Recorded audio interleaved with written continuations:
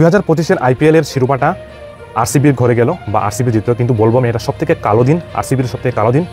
আমরা মাঠে দেখেছি যে বিরাট কোহলি খুব বেশি কেঁদেছেন, ওনার সাথে সমস্ত ভারতের যারা আরসিবি ফ্যান রয়েছেন তারাও কিন্তু খুব বেশি কেঁদেছেন, কারণ 18 বছরের মাথায় এত কঠোর পরিশ্রমের পর কিন্তু আরসিবির ঘরে এই ট্রফিটা এলো।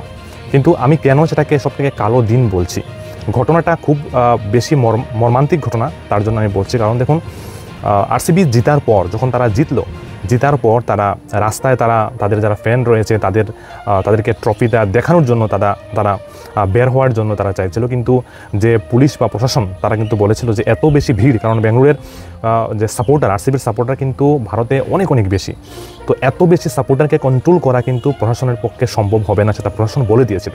কিন্তু তারপরও অল্প সময়ের জন্যই কিন্তু এই আরসিবির টিম রাস্তায় বেরিয়ে আসে, এবং যার ফলে সবথেকে কালো দিন কেন বলবো, দেখুন মানুষের প্রাণের মূল্যটা কিন্তু বড় হয়, এই ট্রফির থেকে বলবে মানুষের প্রাণের মূল্যটা বড়। যে বেঙ্গালুরু আরসিবি জিতলো ঠিক আছে, কিন্তু তারপরেও কিন্তু মানুষের প্রাণের মূল্য বড়। 11 জন আরসিবি ফ্যান কিন্তু মারা যান, এই এত বেশি ভিড় হয়ে যায়, আর এই ভিড়ের মধ্যে দৌড়ঝাঁপের মধ্যে গিয়ে কিন্তু 11 জন ফ্যান মারা যায় এবং অনেক মানুষ কিন্তু আহত হয়েছেন। তো তাই আমি বলছি যে এটা একটা আরসিবির জন্য এবং সমস্ত আইপিএল ইতিহাসের জন্য এটা সবথেকে বড় কালো দিন। কারণ দেখুন, একটা টিম যদি ফ্যান বেস না হয়, যে সাপোর্টার যারা রয়েছেন তাদের কাছ থেকে কিন্তু একটা টিম বিল্ড আপ হয় এবং তারা কিন্তু অনেকটা সাপোর্ট পায়।